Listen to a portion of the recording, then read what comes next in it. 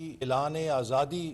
نشر ہوا تھا اسے مکمل طور پہ نظر آتش کر دیا گیا۔ ہمارے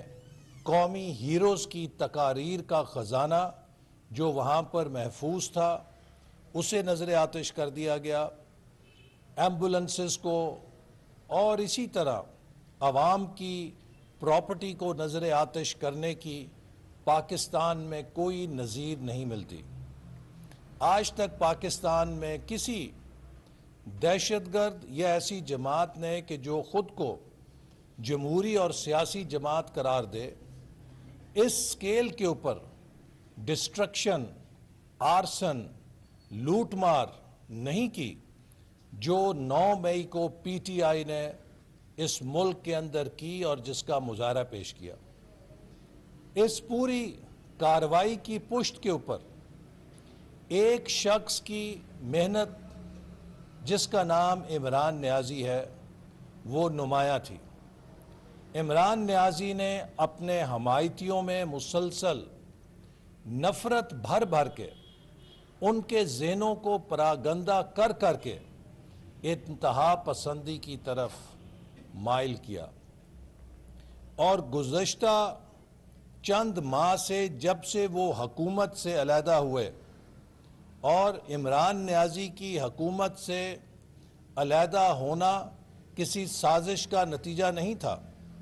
بلکہ پاکستان میں پہلی دفعہ کوئی وزیر اعظم آئینی اور جمہوری طریقے سے وزارت عظمیٰ کے منصب سے ہٹایا گیا۔ نہ اس کے خلاف کوئی سپریم کورٹ کی نااہلی آئی، نہ اس کے خلاف مارشل لا لگا، نہ اسے کسی اور غیر آئینی طریقے سے ہٹایا گیا، بلکہ آئین میں دیے گئے طریقہ کار کے مطابق پہلی دفعہ ایک وزیر اعظم تحریک عدم اعتماد کے نتیجے میں اپنے عہدے سے ہٹایا گیا۔ بجائے یہ کہ اس پارلیمانی شکست کو عمران خان تسلیم کرتے، انہوں نے اپنی شرمندگی اور شکست پہ پردہ ڈالنے کے لیے ایک غیر ملکی سازش کا بیانیہ گھڑا اور پوری قوم کو یہ کہا کہ ہم کوئی غلام ہیں، ہم امریکہ کی ڈکٹیشن کیوں لیں، اور یہ جو امپورٹڈ حکومت ہے یہ امریکہ کے بوٹ پالش کرتی ہے۔ یہ وہ تقاریر ہیں جو پوری دنیا میں اور پاکستان کے چپے چپے پر عمران خان صاحب نے اپنے حمایتیوں سے کی اور لوگوں کو نہ صرف یہ کہ حکومت کے خلاف بھڑکایا بلکہ پاکستان کے قومی اداروں کے خلاف بھی بھڑکایا، اور یہ تاثر دینے کی کوشش کی کہ عمران نیازی کو اقتدار سے ہٹانے کے پیچھے فوج کی سازش کام کر رہی تھی۔ فوج کی سازش کام نہیں کر رہی تھی بلکہ فوج کا یہ فیصلہ کام کر رہا تھا کہ فوج نے اس چھتری کو جو 2011 سے عمران خان کے اوپر بالواسطہ یا براہ راست موجود تھی، اور خاص طور پہ 2018 کے انتخابات کے بعد سے ہائیبرڈ سسٹم کے نتیجے میں عمران خان نے اس کا بھرپور فائدہ اٹھایا اور اپنی حکومت کو اس وقت اسٹیبلشمنٹ کے ذریعے نہ صرف قائم کروایا بلکہ اس کو چلانے کی بھی کوشش کرتے رہے۔ لیکن جب اپنی نااہلیوں کی بدولت، اپنی ضد کی بدولت اور اپنی نفرت میں ڈوبی ہوئی سیاست کی بدولت وہ ڈیلیور کرنے میں ناکام رہے اور ان کی ناکامیاں اسٹیبلشمنٹ کے اوپر بھی ان کا بوجھ ڈلنے لگا، تو اس موقع پر اگر فوج نے اور اسٹیبلشمنٹ نے یہ فیصلہ کیا کہ ہم اس سیاسی مداخلت سے پیچھے ہٹ کر غیر جانبدار کردار ادا کریں گے، ہم حکومت کے اوپر اپنی چھتری ہٹا کے حکومت کو خود کہیں گے کہ وہ اپنی چھتری کے نیچے اپنی حکومت چلائے تو اس اقدام پر عمران خان سیخ پا ہو گئے اور انہوں نے قومی اداروں کو کبھی یہ طعنہ دیا کہ نیوٹرل انسان نہیں ہو سکتا، اور انہوں نے کبھی جانوروں سے تشبیہ دی، کبھی میر صادق اور میر جعفر سے تشبیہ دی، اور اس پوری سیاست کے پیچھے ان کی یہ جھنجھلاہٹ کام کر رہی تھی کہ کسی طرح اسٹیبلشمنٹ دوبارہ انہیں ڈولی میں بٹھائے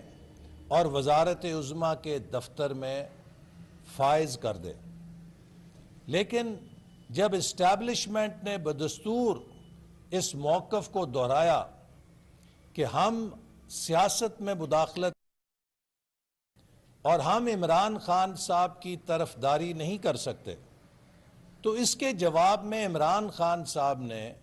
ایک نہایت غلیظ اور ملک دشمنی پہ مبنی مہم ملک کے اندر اور ملک کے باہر فوج کی قیادت اور قومی اداروں کے خلاف شروع کی۔ اپنے حمایتیوں کو فوج کے خلاف بھڑکانا شروع کیا، اپنے حمایتیوں کے ذہنوں میں فوج کے خلاف نفرت پیدا کرنی شروع کی، اور پاکستان کے دشمن خوشی کے شادیانے بجا رہے تھے، کیونکہ جو کام عمران خان کر رہا تھا وہ کروڑوں اربوں روپے خرچ کر کے بھی نہیں کر سکتے تھے۔ لہٰذا عمران خان کی طرز سیاست کو پاکستان میں تو قبولیت نہیں ملی، لیکن پاکستان کے دشمن حلقوں میں اور پاکستان کے دشمن میڈیا میں بے حد قبولیت ملی، چونکہ وہ سمجھتے تھے کہ عمران کی یہ سیاست پاکستان کو کمزور کرنے کا باعث بنے گی، اور اسی زہر آلود سیاست کا نتیجہ 9 مئی کو نکلا۔ 9 مئی کو عمران خان نے ایک منصوبہ بندی کے ذریعے، ایک پلاننگ کے ذریعے ان تمام اہداف کا چناؤ کیا۔ انگریزی میں کہتے ہیں there is a method in every madness، جو پاگل پن ہے اس میں بھی ایک میتھڈ ہوتا ہے۔ تو عمران خان کا جو 9 مئی کا اور پی ٹی آئی کا میڈنس بظاہر نظر آتی ہے کہ عمران خان کی گرفتاری کے اوپر شاید ان کا کوئی رد عمل تھا، یہ رد عمل نہیں تھا، یہ منصوبہ بندی تھی، اور جو لوگ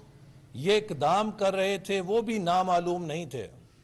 وہ سب معلوم لوگ تھے، چونکہ وہ پی ٹی آئی کے عہدیدار تھے۔ اور پھر عمران خان کا یہ کہنا کہ ایجنسیوں نے یہ کام کیا، کیا پی ٹی آئی کے تمام قائدین، ایم این اے، ایم پی اے، عہدیدار جن کی تصاویر ویڈیو کی صورت میں سوشل میڈیا اور ٹیلی ویژن پر چل چکی ہیں، کیا یہ ایجنسیوں کے لوگ تھے؟ عمران خان کی گرفتاری کے فوراً بعد ان کے چہیتے وزیر کا بیان نشر ہوا کہ تمام کارکن اپنی ڈیوٹی پر اور اپنے ٹارگٹس پہ پہنچ جائیں، جس کا مقصد اور مطلب واضح ہے کہ یہ سب پری پلانڈ منصوبہ تھا، جس میں چن چن کے ان ٹارگٹس کا چناؤ کیا گیا تھا جن کا تعلق یا پاکستان کی سلامتی سے تھا یا پاکستان کی ترقی سے تھا۔ تو لہٰذا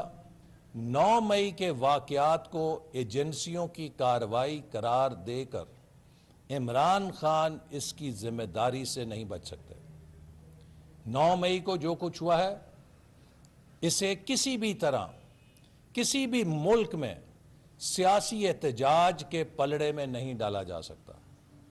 آئین، جمہوریت اور سیاست احتجاج کا حق دیتے ہیں، لیکن حق کو دہشت گردی میں تبدیل نہیں کیا جا سکتا۔ احتجاج کے حق کو قومی اداروں اور قومی سلامتی پر حملے کے لیے استعمال نہیں کیا جا سکتا۔ کیا امریکہ میں جب کیپٹل ہل کے اوپر حملہ ہوا، میرا ان امریکہ کے کانگریس کے ممبر سے سوال ہے کہ جو آج عمران خان کی حمایت میں خط لکھ رہے ہیں کہ اگر پاکستان کے اراکین اسمبلی امریکہ کے صدر کو خط لکھیں کہ ان لوگوں کو چھوڑ دیا جائے جنہوں نے کیپٹل ہل کے اوپر حملہ کیا، تو کیا امریکہ ان قیدیوں کو جیل سے نکال دے گا؟ کبھی بھی نہیں نکالے گا۔ برطانیہ میں لندن کی دیگر شہروں کے سڑکوں پر جب بلوائیوں نے بلوہ گیری کی، لوٹ مار کی، تو ڈیوڈ کیمرون کی حکومت تھی، اس نے رات کو بھی عدالتیں لگائیں اور 24 گھنٹے عدالتوں نے کام کر کے ان سب بلوہ کرنے والوں کو عبرتناک سزائیں دیں تاکہ سوسائٹی کا آرڈر ڈس آرڈر میں تبدیل نہ ہو۔ لہٰذا دنیا کی کوئی بھی جمہوریت احتجاج کو دہشت گردی، بلوہ گیری، فساد، آرسن میں تبدیل کرنے کی اجازت نہیں دیتی، اور جہاں بھی یہ سرگرمیاں کی جاتی ہیں انہیں آنی ہاتھ کے ساتھ سامنا کیا جاتا ہے اور انہیں مثالی سزا دی جاتی ہے تاکہ آئندہ لوگوں کو ڈیٹرنس موجود ہو۔ اس لیے اس بارے میں نہایت باریک بینی کے ساتھ سلامتی کے اداروں نے، سیکیورٹی کے اداروں نے ایویڈنس اکٹھا کیا ہے۔ کوئی بے گناہ شخص تاکہ کسی الزام میں گرفتار نہ ہو سکے، لیکن وہ سب لوگ جو اس گھنونے جرم میں شریک تھے، ان کی تصاویر کے ذریعے اور ان کی انٹیروگیشن کے ذریعے معلومات اکٹھی کافی حد تک ہو چکی ہیں، اور جو چند مفرور لوگ ہیں ان کی گرفتاری کے بعد یہ کہانی مکمل ہو جائے گی، اور اس پورے واقعے کی تحقیقات سے قوم کو بھی آگاہ کیا جائے گا تاکہ قوم کو پتہ چل سکے کہ یہ جو لوگ پاکستان کو جمہوریت کے نام پر، آزادی کے نام پر لوگوں کو بہکاتے تھے، دراصل یہ پاکستان کو کمزور کر کے پاکستان کو غلام بنانا چاہتے تھے، یہ پاکستان کو غلامی میں دھکیلنا چاہتے تھے۔ وہ 2017-18 کا پاکستان جسے مسلم لیگ نون کی حکومت نے 2013 سے اٹھا کر اپنے پیروں پہ کھڑا کیا تھا اور ہم ٹیک آف تھے، دنیا میں پہچان بن چکا تھا، اس پاکستان کی ترقی کو عمران خان کی نالائکی، عمران خان کی سازش اور عمران خان کی انا پرستی کے ذریعے کریش لینڈ کرایا گیا، سی پیک کو تباہ کیا گیا۔ عمران خان کا تنہا یہ جرم کہ اس نے پاکستان کے مستقبل کی ضمانت دینے والے منصوبے سی پیک کو تباہ کیا ہے، اس لائق ہے کہ اس کو ہمیشہ سے سیاست سے علیحدہ کر دیا جائے۔ لیکن ہم سیاست میں مائنس اور پلس کی سیاست پہ یقین نہیں رکھتے، ہم سیاست میں کارکردگی کی سیاست پر یقین رکھتے ہیں اور آئین کی سزا اور جزا پر یقین رکھتے ہیں۔ اگر کسی شخص نے پاکستان کے آئین سے کھلواڑا کیا ہے، جب تحریک عدم اعتماد کامیاب ہوئی تو عمران خان نے پاکستان کی قومی اسمبلی کو غیر آئینی طور پہ ڈیزالو کیا، جسے سپریم کورٹ نے بحال کیا، اور اسپیکر، ڈپٹی اسپیکر، وزیر اعظم اور صدر کے اس اقدام کو غیر آئینی قرار دیا، ایکسٹرا کانسٹیٹیوشنل قرار دیا۔ ستم دیکھیں کہ وہ شخص جس نے پاکستان میں آئین کو توڑا، پاکستان کی پارلیمنٹ کو اپنی حکومت بچانے کے لیے توڑا، آج وہ شخص پاکستان میں کانسٹیٹیوشن کی بات کرتا ہے۔ آج وہ شخص پاکستان کے اندر قانون کی حکمرانی کی بات کرتا ہے۔ وہ شخص جس نے پاکستان کی معاشی آزادی کے منصوبے سی پیک کو تباہ و برباد کیا، آج وہ پاکستان کی معیشت کی بحالی کی بات کرتا ہے۔ وہ شخص جو آج امریکہ کے کانگریس مین ہی نہیں بلکہ امریکہ کے صدر کے بیرے اور امریکہ کے کانگریس مین کے دفتر میں ریسپشنسٹس ان کے بھی جا کر جوتے پالش کر رہا ہے، وہ قوم کو آزادی کا چورن بیچ رہا تھا۔ وہ پاکستانی قوم کو امریکہ کی غلامی سے نجات دلانے کی بات کرتا تھا، جس نے کہ کروڑوں روپیوں سے آج امریکہ کے اندر لابیسٹ انگیج کیے ہیں کہ مجھے امریکہ کی خوشنودی لے دو۔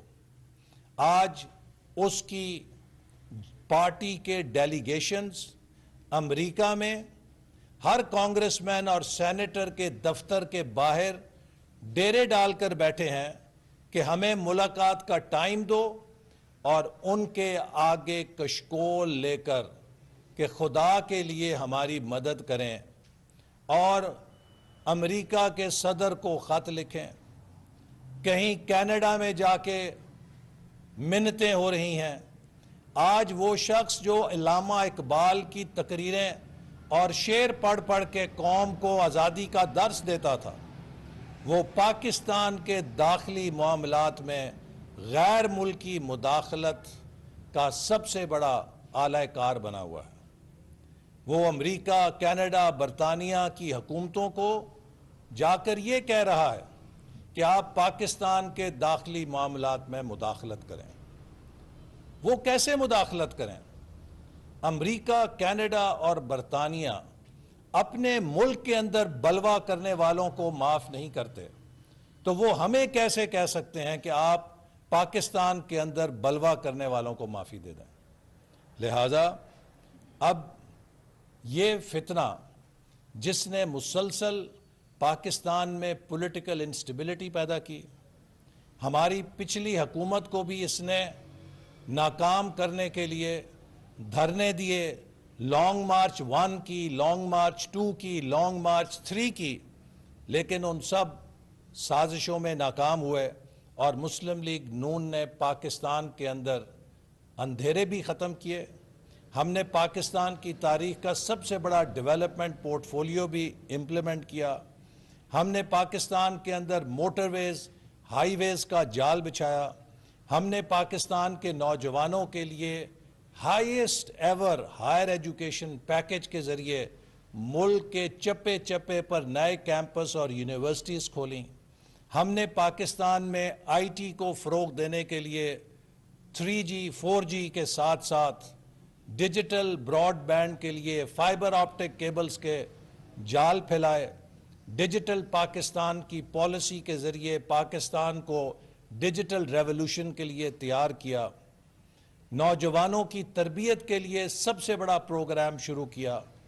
وہ سارے ترقی کے منصوبے، ان کے ساتھ جب سی پیک ملا تو دنیا پاکستان کو 2030 تک ٹاپ 20 اکانومیز میں دیکھنے کا اعلان کر رہی تھی۔ اس موقع پر عمران خان اس سازش کا حصہ بنا جس نے مسلم لیگ نون کی حکومت کو دھاندلی سے ختم کیا، اور یہ نااہل، نالائق، اناڑی، بیکار شخص اس نے آ کر پاکستان کی اینٹ سے اینٹ بجائی، اور اپنے 4 سالوں میں بھی کوئی ایک نیا انرجی کا منصوبہ نہیں لگایا، 4 سالوں میں کوئی ایک نیا انفراسٹرکچر کا منصوبہ نہیں لگایا، 4 سالوں میں کوئی ہیومن ریسورس کا نیا انیشیٹو نہیں شروع کیا۔ سیلانی فاؤنڈیشن کے لنگر خانوں پر اپنی چھاپ لگا کر قوم کو بیچتا رہا، اس کے علاوہ اس کی کوئی کارکردگی نہیں ہے۔ لیکن 4 سالوں میں تمام حکومت کی کارکردگی اور توانائیاں اپوزیشن کو جیلوں میں ڈالنے میں، جھوٹے مقدمے بنانے میں صرف ہوئی۔ اور آج اس شخص نے جسے کہتے ہیں ات خدا دا ویر کہ جب اس کی انا پرستی نے اس کو یہ تاثر دے دیا کہ شاید وہ پاکستان کے آئین اور قانون سے بڑا ہو گیا ہے، وہ جس کی چاہے پگڑی اچھالے، وہ جس ادارے کو چاہے دبوچ لے، وہ جس پاکستان کی علامت کو، جس پاکستان کی طاقت کو چاہے زیر نگیں کر لے، جب وہ اس خبط کے اندر مبتلا ہو گیا تو اس نے ایسا بلنڈر کیا جس کو سوائے سوسائیڈ بومبنگ کے کچھ نہیں کہہ سکتے۔ لیکن جہاں اس خودکش حملے میں جنا ہاؤس تباہ ہوا، جہاں اس خودکش حملے میں شہداء کی یادگاریں تباہ ہوئیں، اس خودکش حملے میں ایئر فورس کے جہاز اور شہیدوں کے نشان پہ حملہ ہوا، اس خودکش حملے میں چاگی کا ماڈل، میٹرو، سکول، ایمبولنسیں نشانہ ہوئیں، اس خودکش حملے میں جو خودکش حملہ آور تھا وہ بھی جل کے بھسم ہو گیا۔ عمران خان نے اپنی سیاست اور اپنی پارٹی کا بھی 9 مئی کے حملے کے ساتھ جنازہ نکال دیا۔ آج پاکستان کے محب وطن لوگوں سے اور ان لوگوں سے کہ جو عمران خان کی شخصی غلامی میں نہیں ہیں بلکہ وہ پی ٹی آئی میں اس لیے شامل ہوئے تھے کہ وہ شاید پاکستان میں ایک نئی راہ کے متلاشی تھے، میں پی ٹی آئی کے ان تمام ووٹرز کو